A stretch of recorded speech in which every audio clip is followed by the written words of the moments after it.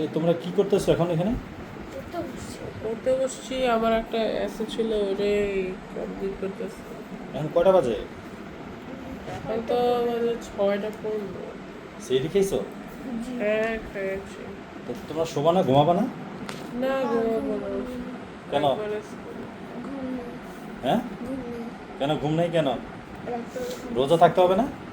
তাহলে তো ঘুমাবা না? এই সেরি খাইছো? তুমিও সেরি খাইছো? হুম।